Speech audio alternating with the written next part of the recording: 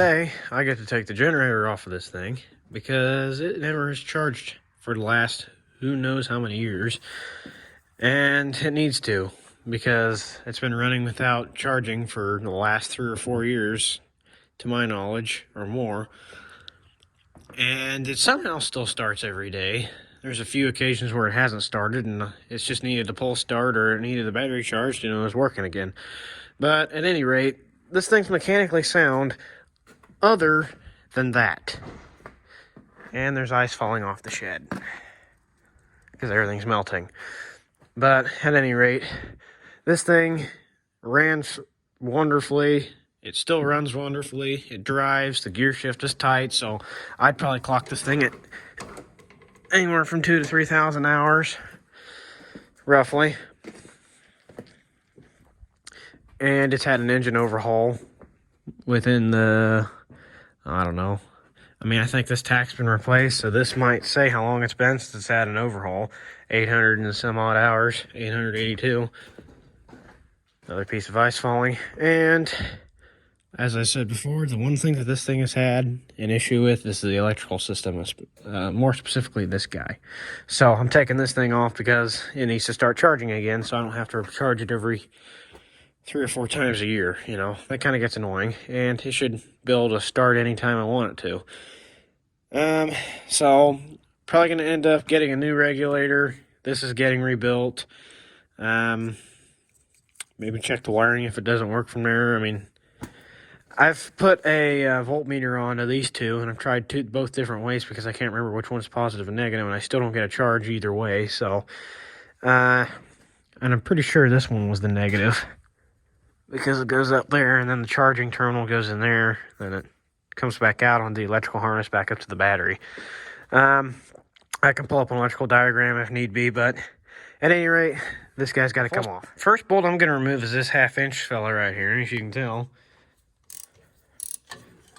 Help if I keep the ratchet wrench on there. Actually came off pretty easily. Okay, and the next bolt here is also 1/2 inch. All the bolt on that side's 1/2 inch, and the nut over here is actually 1/2 inch as well.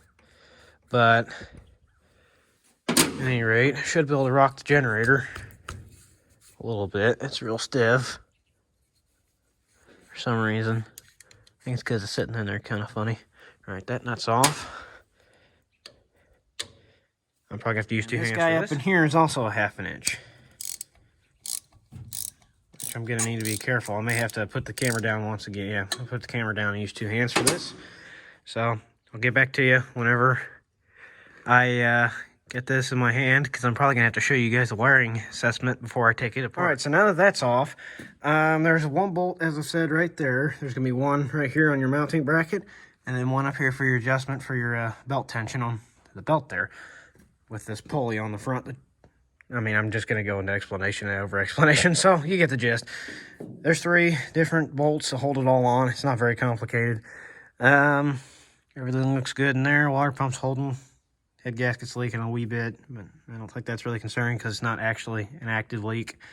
Everything else looks good, so focus on this for now. But anyways, I'm going to record this with the phone and show you how this is all hooked up. Probably a little bit more for my sake, because I need to remember how to hook all this back up too.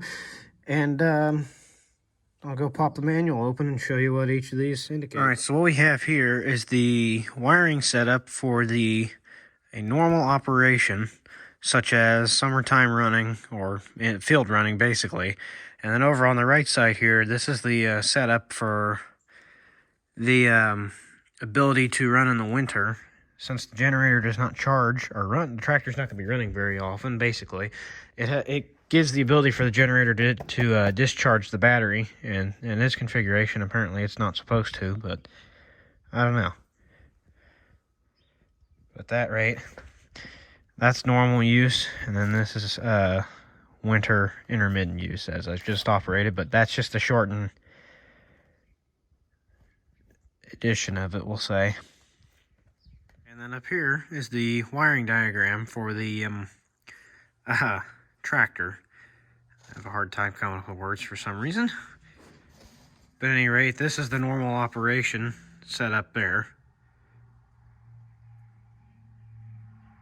At any rate, I'll be back on the day this thing comes back from being rebuilt, and I'll slap it on and we'll see if it charges. One issue I'm also having is that we've replaced this ammeter, and it's kind of stuck on the discharge side, so I don't know if it's any good or not. So we'll have to find out the hard way if it works or not, and if not, I believe I still have the original one laying around here, although it's fallen on the ground too many times to count. So I'm kind of concerned for the fact that it might be broken as well. It means I gotta order a new one. But there it is right there, so never got rid of it.